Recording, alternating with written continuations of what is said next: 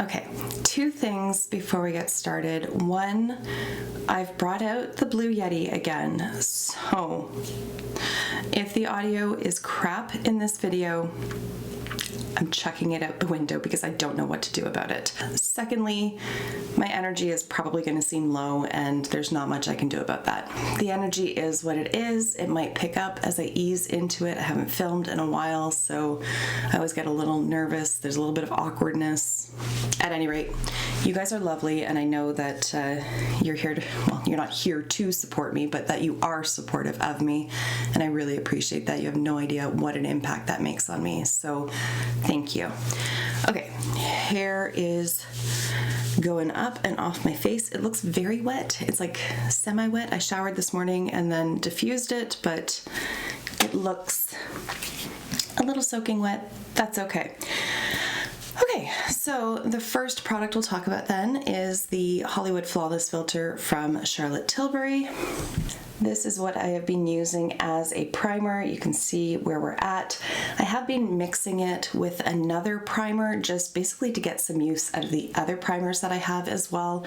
I'm not doing like a Shop My Stash series on my channel. If you're interested in that, let me know. I'm also not doing it on any type of formal schedule. It's just I will bring out some sort of staple items. So the bronzer I'm going to use, the eyelid primer, things like that. And I have a little drawer, and then I just have a little drawer here, and I just house them in there. Some of the items are out on my desk because I plan on using them as we get ready today. But once I get a little bit bored of them, that's when I switch them out. So it's pretty much every 2 to 3 weeks at this point, but it's a way that I can still use some of the other products in my collection, but still focus primarily on the Project Pan items. But for the purposes of today's video, I'm only going to use this one as my primer. So let's go ahead and do that. I have to say, I don't think, I mean, never say never, but I don't think at this point that I'm going to repurchase this one. Or if I do, I'll just get the mini size of it. It's nice, but it's not my favorite. There are other like Radiance primers that I enjoy more that have a lower price point. The one that I have in my drawer right now is from a Canadian brand called Annabelle, which you can find at like Walmart, Shoppers Drug Mart, places like that. And I actually really like it, and I think it comes in at like $10, maybe $12, whereas this one is right up there, 50 plus, I think. I can't remember off the top of my head, and I'm just not dedicated enough to look it up, but it costs a pretty penny, so it's nice. I don't think it's essential. I don't think it's like mind-blowing. It's not the best thing since sliced bread. I actually liked the way that the Danessa Myricks one looked on my skin, but I don't know if I reacted to the foundation or to the like glowy primer product, but I had a very bad reaction to that. I had like all like hives and bumps all over the lower part of my face. It was red, it was itchy, it hurt. Putting moisturizer on even like 2 days after stung. So I returned both of those products, and as much as I liked the way that that primer looked on my face, no, not going down that road again. Also didn't like the foundation, but this one, you guys know that I do. This is the Kogan Dough Aqua Foundation. I have it in shade 113. And again, we've made some fairly like consistent progress on that from month to month, and I am really pleased with how much of this I have used throughout this product. I'm not bored of it yet. Every now and then I do switch out and bring in the Makeup Forever HD Skin Foundation because I love that one even more. So if you like the look of this one but don't like the price tag, I would suggest looking at the Makeup Forever one because it's so beautiful on the skin, and it does remind me of this one in terms of coverage and finish, all of that. I wore the HD one to my mother's 90th birthday party. 90. So let me just, in case anybody's like, wow, you look good for 60. No, I am just about 42. My mother is 90, but she is biologically my maternal grandmother. So I always lived with my grandparents. My bio mom brought me home to my grandparents' house from the hospital.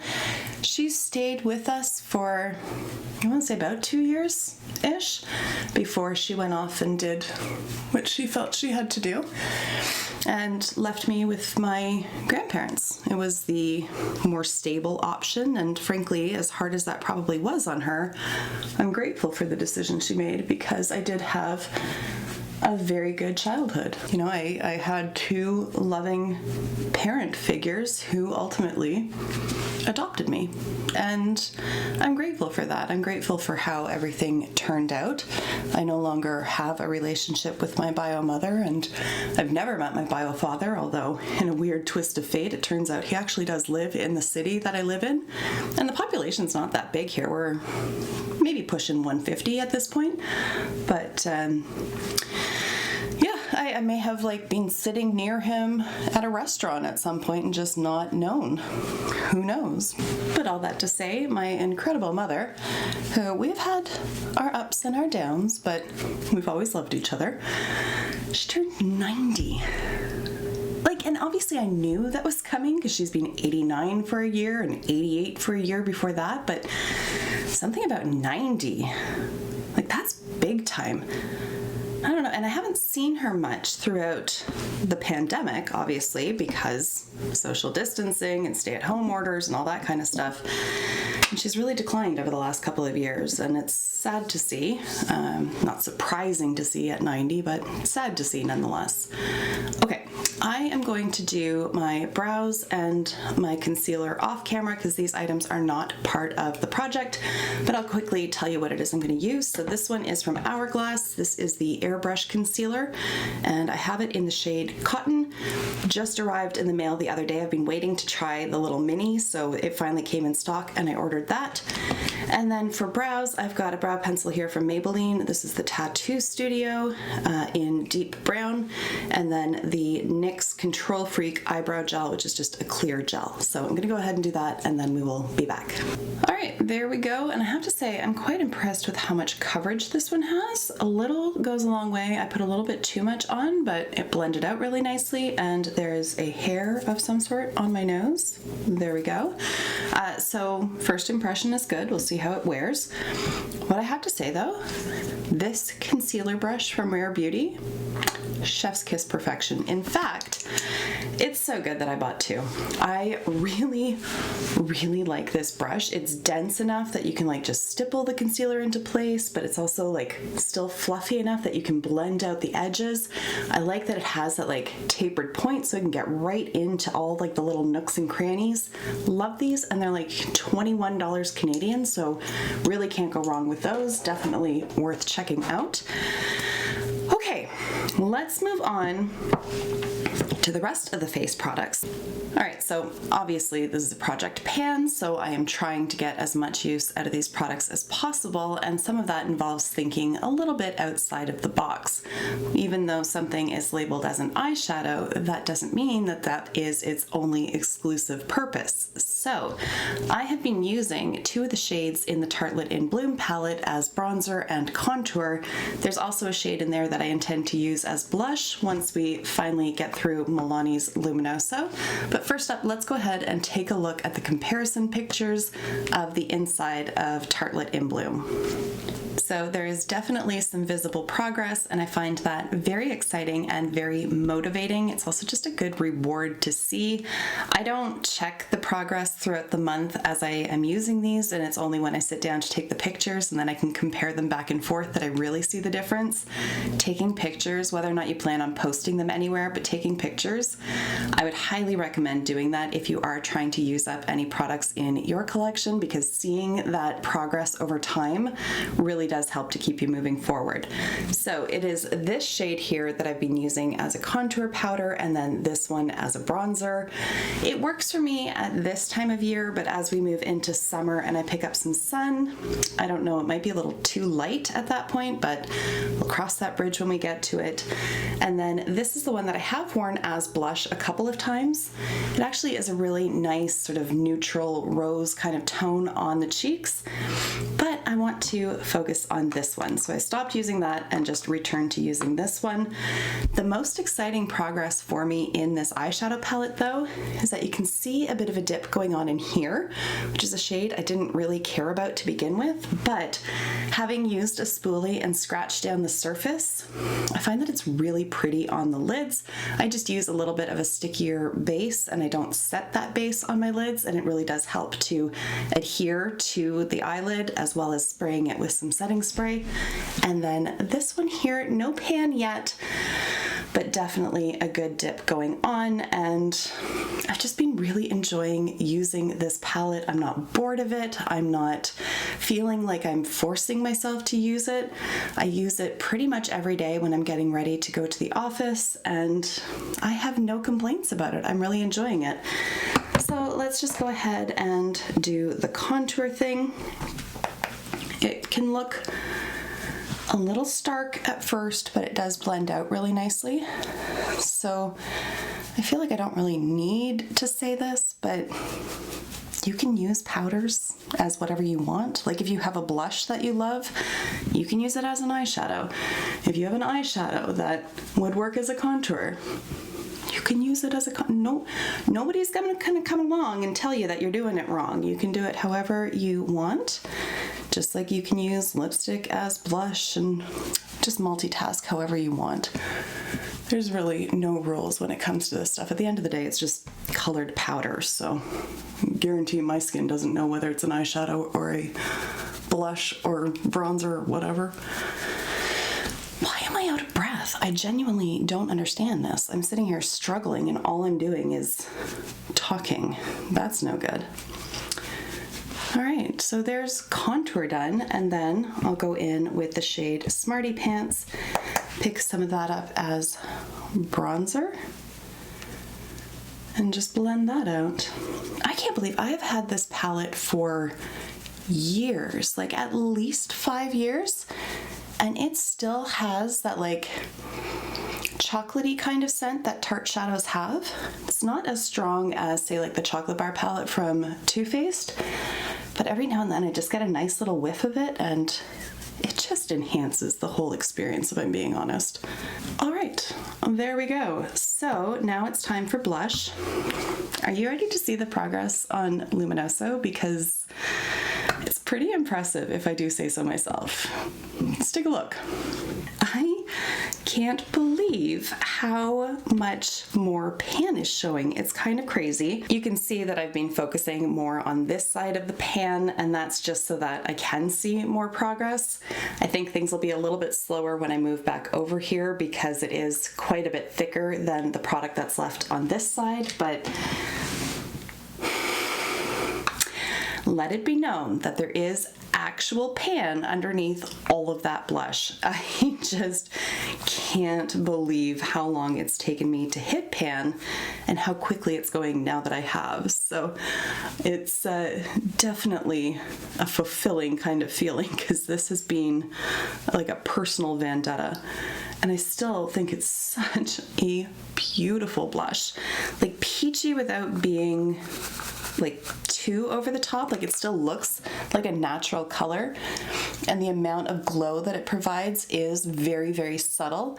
So there's a little bit of a sheen in there, but that really just kind of helps to make everything look that much more healthy, but it's not as like in your face as say Orgasm from NARS.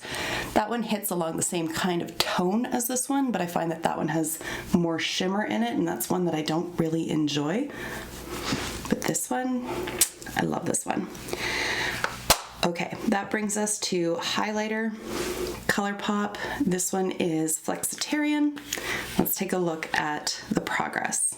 So you can definitely see progress in here, although it's not as dramatic as with the blush, But what the picture doesn't really show is how much like flatter the product is, or thinner, or however you want to say it. Like especially in this area here, there's really not that much product like stacked. I don't know how to say it, but clearly making a dip, just haven't expanded the pan all that much. It'll happen. So I'm just going to apply that with this brush from Smashbox. This is the Precise Highlighting Brush, and I feel like it does a really good job at picking up this product.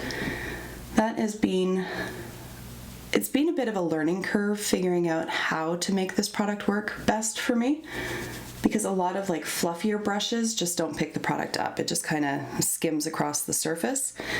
So for the first little bit when I had this, I was like, why is everybody in love with these highlighters? Like I don't understand. It doesn't show up at all. Then I tried different brushes and oh yeah, she shows up. Like you can really build that up and you can blind somebody with it. So it's all in the brush. So to tone that down, sort of meld everything together, as you know, I have been working on the Guerlain Meteor Pearls. This one is in light. So again, let's take a look at the progress. I'm actually kind of surprised at how much progress there is. Again, keeping in mind that I don't take pictures and compare as I go through the month. So I'm seeing this at pretty much the same time as you guys. And I was shocked at how much progress there was, because you don't notice it as you're using this product at all. So I'm quite happy about that. Again, I think this is going to be in the project for quite some time still, because it's not a product that I need to use a ton of, and I only apply it once in the day. So it's not like it gets a lot of use, it just gets consistent use.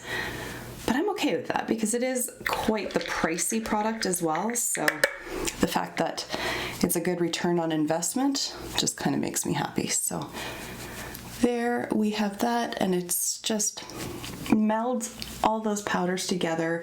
You can still see the highlighter, but it's a little bit more toned down, a little bit more diffused, and that just fits my own personal makeup preferences at this point.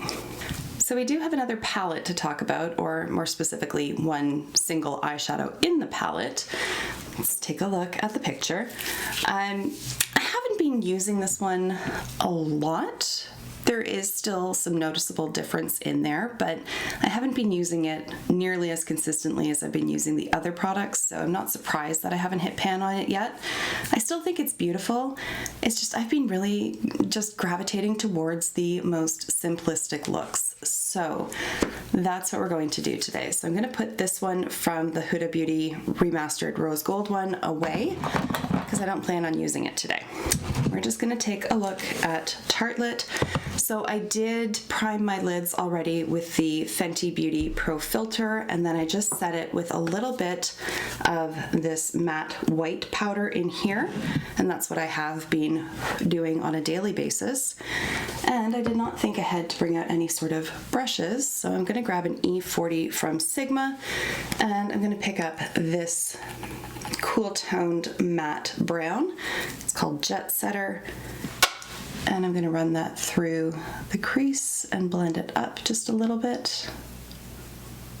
Now, I don't really know what more I can say about this palette that I haven't already said a million times over, but I really do recommend this one. I just think it's such a user-friendly palette. Like, it's so easy to apply. It blends out really nicely. The shadows build up well. And it's just very intuitive as well. It's just so brainless. And frankly, that's what I've needed. I have been so incredibly burned out that like decision fatigue is a thing. I just don't want to make choices. I truly don't. And so I do have new palettes that I have purchased / been sent. For example, I have got the Plain Jane Remastered. I've got the Meet Me in Midnight palette from Lois Cosmetics. I've got from a new brand here, this is Fantasy Cosmetica, and this is their Druid palette, which frankly is really, really pretty. And then I've also got the incredible Heather Austin palette from Adept Cosmetics. And again, incredibly beautiful in there. And as beautiful as all of these palettes are, I just haven't been reaching for them because they involve choice. Isn't that awful? But it is what it is. So having a palette like this where I just don't have to think about it, and I've just been basically doing the same look over and over again, it's just how I'm rolling these days, and I don't think there's anything wrong with that. It just is what it is. So we're just gonna leave it at that for now, and I'm just gonna apply a tiny bit of the NYX glitter glue. I'm just gonna use my finger for it, a little drop like that, and just, well, okay, most of it fell off on that lid, that's great. And just pat that over the lid because I am going to use one of those shimmery shadows from the palette. So I'm gonna use that flat shader brush, pick up some of that like really pretty taupey kind of shade, give her a little, that was a bit of a struggle, give her a little spritz, and then just pat that all over the lid.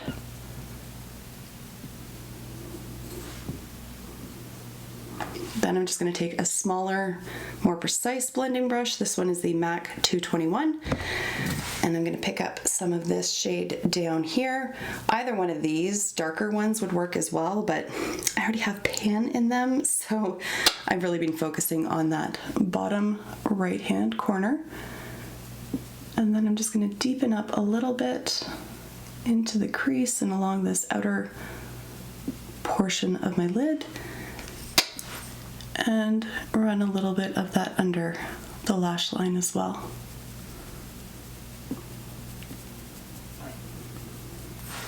At any rate, there we go. Eyes are done, just 3 eyeshadows. For my inner corner, I'm going to use Flexitarian. Just pick that up on a little pencil brush here from What's Up Beauty.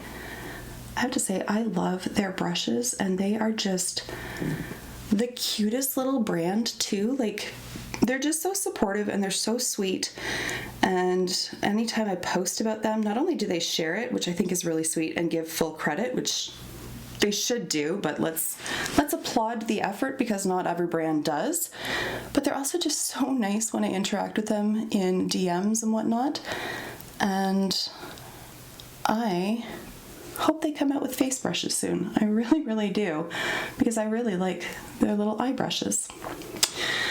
Okay, so then eyeliner. I am going to do winged liner, but I'm going to do it off camera.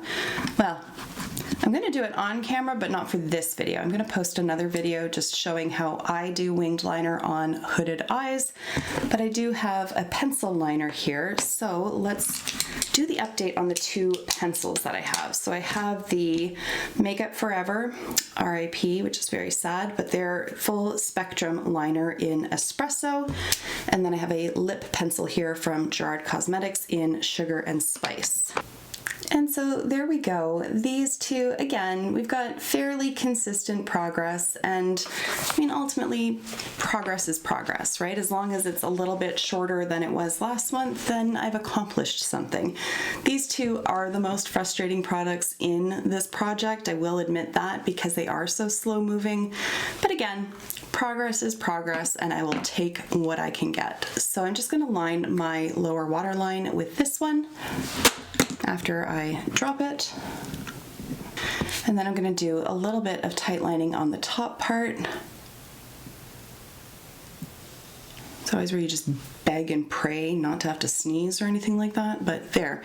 That one is done. Let's go ahead and line my lips.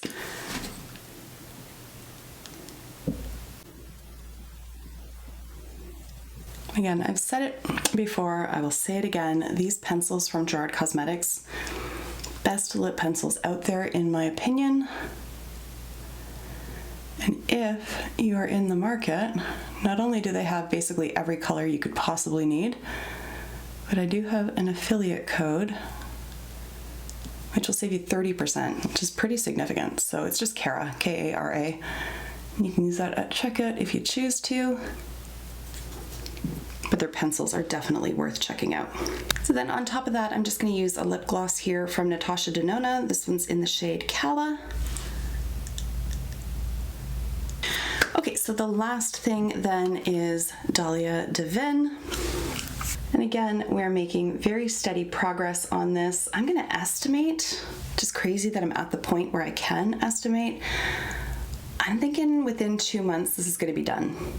It might be done at the end of the next month, but I think 2 more months on this one. So there we have it. I have finished the winged liner and mascara for another video, but here is the completed look. And this is the look that I have been wearing pretty much every single day. I do switch out the lipsticks and the lid shade from time to time, but the basics of what you just saw me apply is basically my standard go-to at this point. Maybe I will eventually get bored of these products, but for right now, I still feel quite motivated to continue with them. I'm not feeling like it's a struggle at all. I'm kind of amazed by that, if I'm being perfectly honest, but I will take my wins where I can get them, and this definitely feels like a win to me. So there you have it. I would love to hear from you in the comments. If you're working on any products, how are you feeling about it? Are you still feeling motivated, or are you getting to that point where it feels like a bit of a drudgery? Let me know down below. But for now, I'm going to say goodbye, and I will see you in my next video. Until then, just be a decent human being. Bye for now.